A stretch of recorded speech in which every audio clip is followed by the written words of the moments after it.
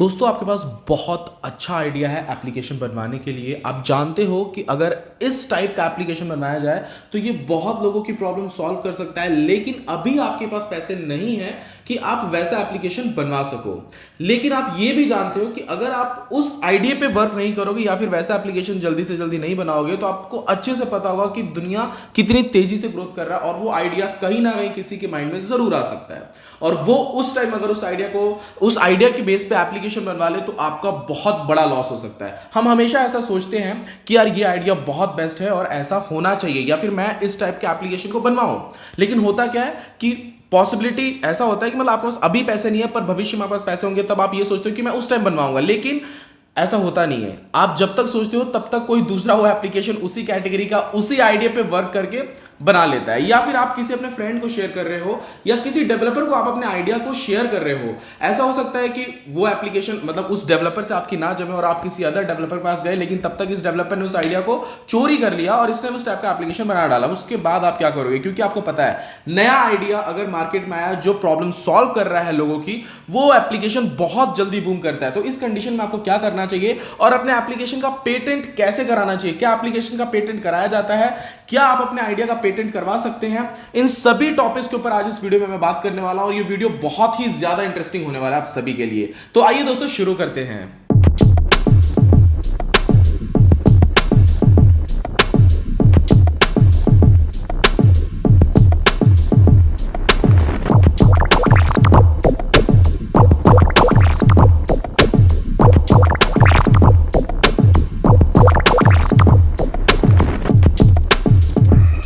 दोस्तों सबसे पहले मैं आज आपको इस वीडियो में यह बताने वाला हूं कि पेटेंट का मतलब क्या होता है। ठीक है दोस्तों, होता है ऐसा, आप सभी को पता होगा कि भविष्य में आने वाले बहुत सारे ऐसे प्रोडक्ट हैं जो गूगल ने अभी से पेटेंट करा रखे। एग्जांपल के तौर पे आने वाले टाइम पे हम लोग को गूगल लेंस मिलने वाला है, मतलब हालांकि बाहर ये लॉन्च भी हो चुका है, लेकिन ऐसा चश्मा जिस चश्मे से आप अगर बाइक चला रहे हो तो आपको गूगल मैप्स दिख सकेंगे।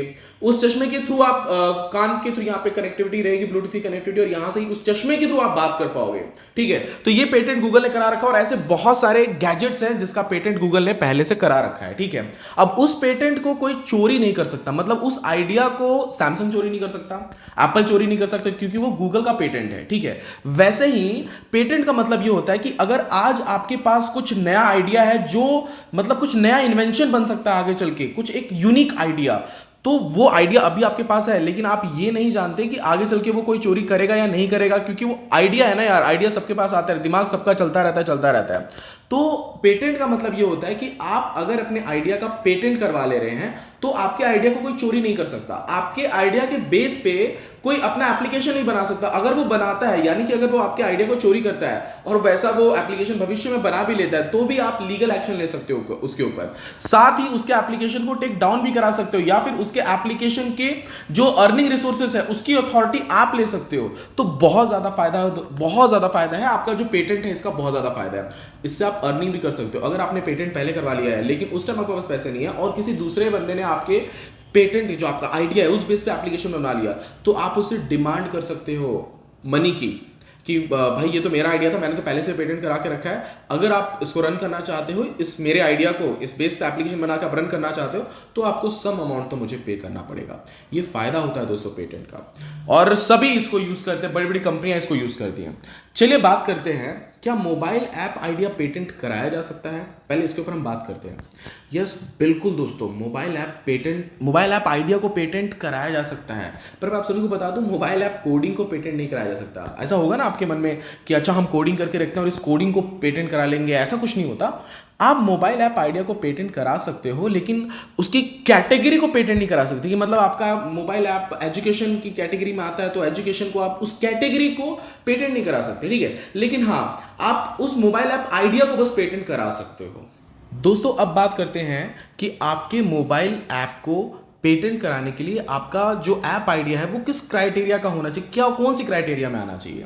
तो इसके कुछ 3 स्टेप्स हैं जो आपको फॉलो करने पड़ेंगे अगर आपके दिमाग में कुछ नया आइडिया आता है। तो सबसे पहला कि आपका जो एप्लीकेशन का आइडिया है, मतलब जो आपका एप्लीकेशन बनवाने का आइडिया है, वो कुछ नया इन्वेंशन होना चाहिए, एकदम नया, मतलब उस टाइप के एप्लीकेशन ऑलरेडी मार्केट में नहीं चलने होने चाहिए। मतलब ऐसा नहीं कि वो चलता हुआ एप्लीकेशन हो फिर उसी में से कुछ चेंजेस करके आपने आइडिया कर दिया, ऐसा बिल्कुल नहीं होना चाहिए। वो नया इन्वेंशन होना चाहिए, ठीक है।